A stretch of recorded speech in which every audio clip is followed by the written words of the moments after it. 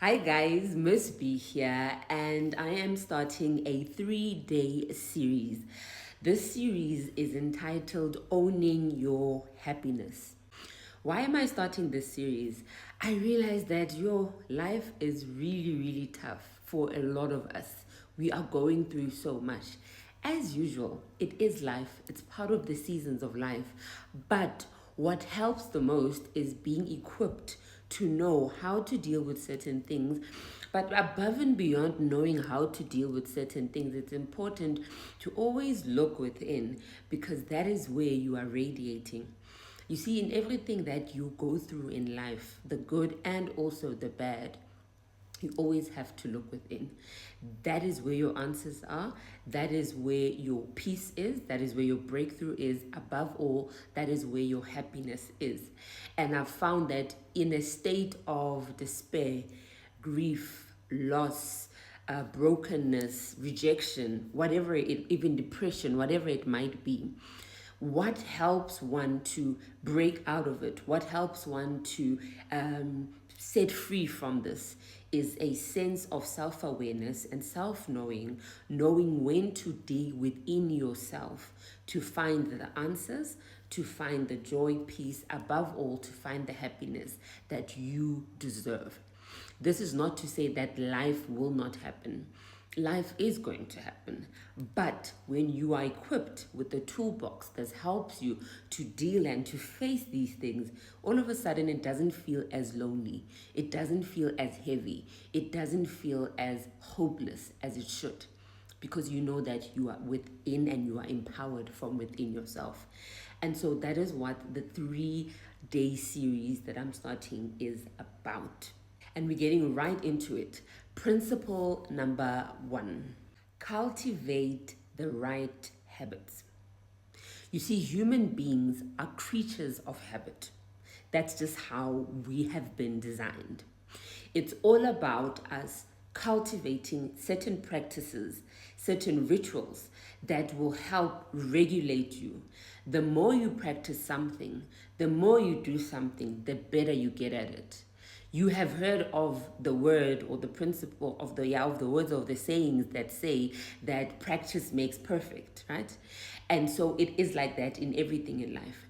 If you practice and do something often enough, it almost becomes natural to you. It comes natural. You can almost do it in your sleep. And so practicing and formulating a habit is one of those things. So you need to be very conscious with the habits that you practice. Find at least 2 habits that you can foster each and every day without a shadow of a doubt. These habits have to be easy for you to do, but also slightly challenge you.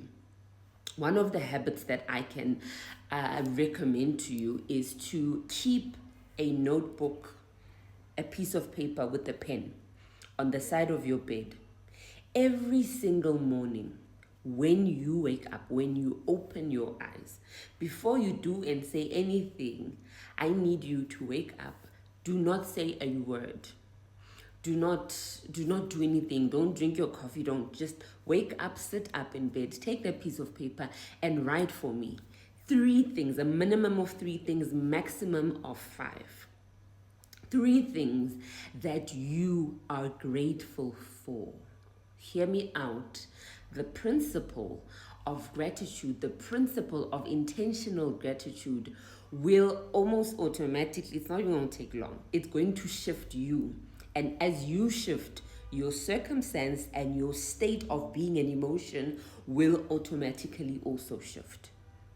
So every morning, for a minimum of 30 or 31 days, I need you to wake up in the morning with that piece of paper already sitting there. It has to be pen to paper.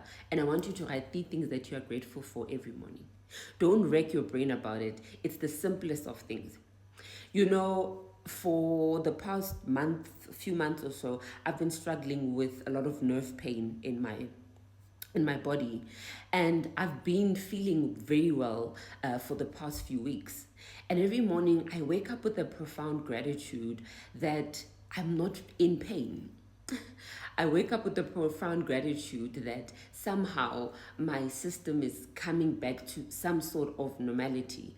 So I'm trying to challenge you to say that there is always something to be grateful for.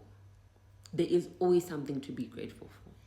And the more you practice the principle of writing down three things every single morning, three things, you will see, you will start to shift, because that's what gratitude does. It shifts the atmosphere, it shifts the current state, it changes the focus from what is not or what is lacking to what is and what you have.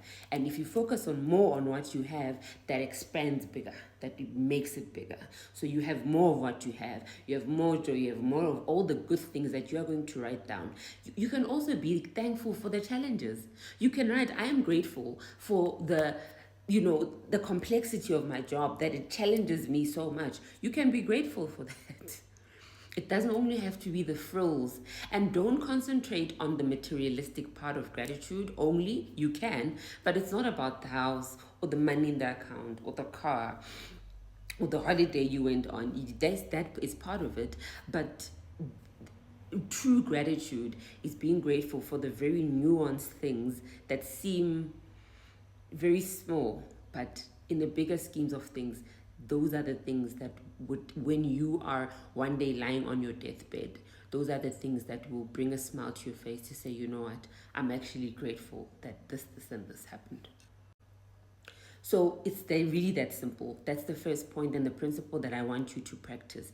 Why am I doing this? I want you to get into a rhythm of doing things. You can choose another habit that you want to practice. It's up to you. Really think about it. If it means you're going to stretch every morning, you're going to go for a run, you're going to take a cold shower, you're going to drink a cup of hot water every morning with lemon. It's a simple thing. Find another ritual that you're going to do. Remind yourself. If it means that you put an alarm on your phone, let's say you wake up at 5 and you wake up 15 minutes before, to give yourself that 15 minutes in order to practice that ritual, that habit. It will definitely help you. You will see it's difficult for the first few days because you're learning something that you don't know.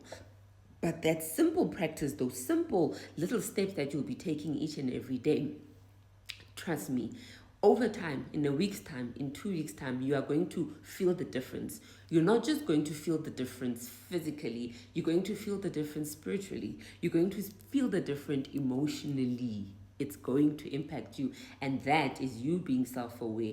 That is you beginning on your journey to discovering the happiness that is within. That in the midst of chaos, you can find the happiness, the peace, and the joy that you need. Even in the midst of bliss, you can add more happiness, peace, and joy so that you just have endless supplies of it. It does not end. Thank you so much for joining me today. Join me again tomorrow for part 2 of the series. Have a blessed one.